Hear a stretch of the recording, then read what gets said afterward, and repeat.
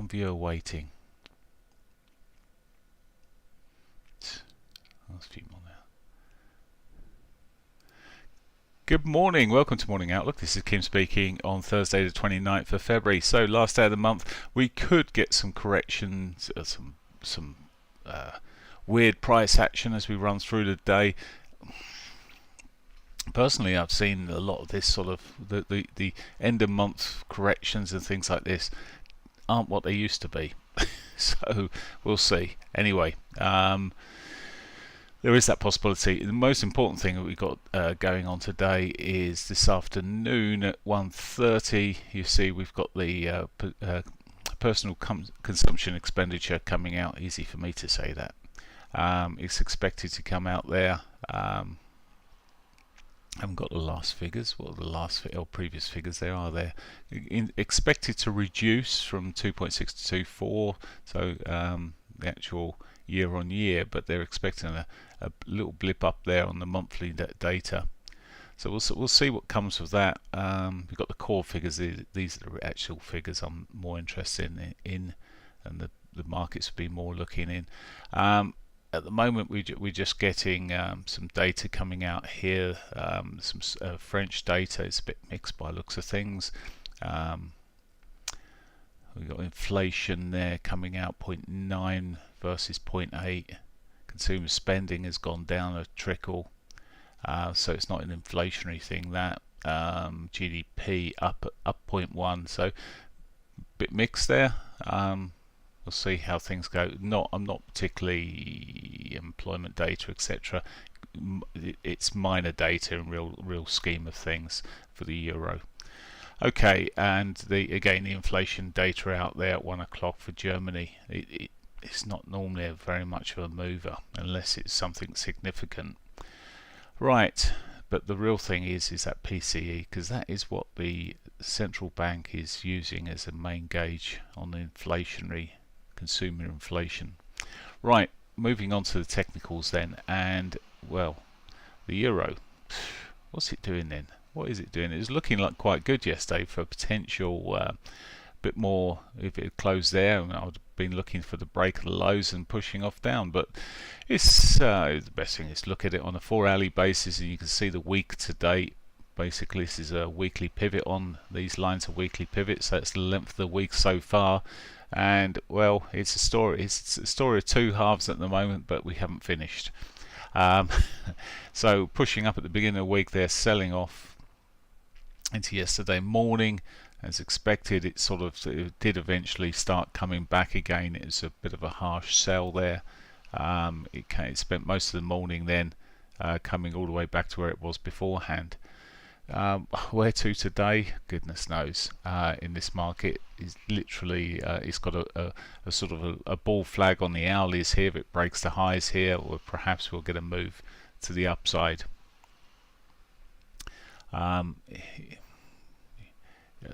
Well, obviously below the pivot it becomes bearish for me. So, but I've got no desire to get into a trade on it at the moment.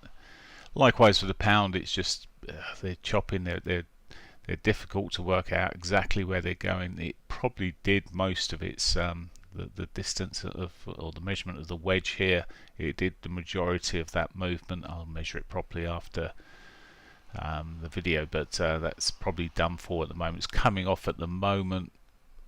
Again, got a little bit of benefited from discussions of potentially moving away from the negative interest rate, but they don't know where, they don't know when, but they'll know it will happen again. I could write a song there. Anyway, for now it's come off. It's all of ifs and mights and everything else and buts, and anyway, not in a rush to get short on the yen at the moment.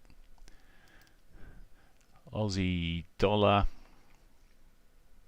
So yesterday, unlike some of the other markets, the Aussie did continue and hold on there. Yesterday, well, just as I say, continued, it consolidated more so than anything else. There we go, and it looks like it would have been good for a continuation today. As it happens, it's flat bottomed out there, by the looks of things, and running up, maybe a move back above its 50 moving average on the hourlies there would be a positive step. But it's really largely, when I'm looking at this, in a bit of a downward trend from the 4 hourlies, and it's a bit of a mixed bag on the dailies there. US dollar CAD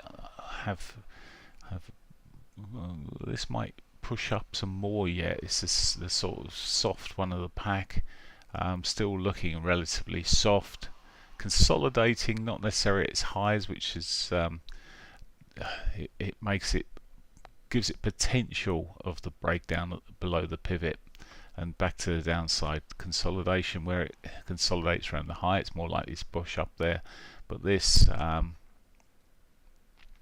could, the way it's consolidating here, could just roll over.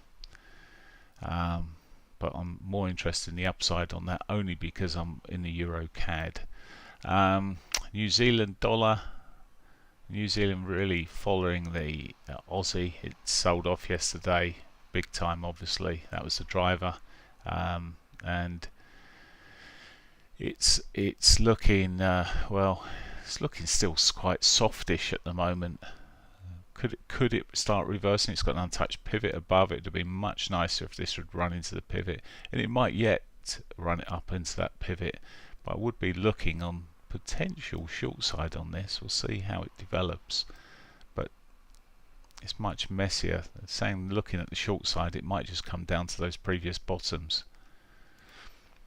Okay, finally Swissy there. Swissy's just flatlining. It's messing us around, isn't it? It's not going anywhere particularly.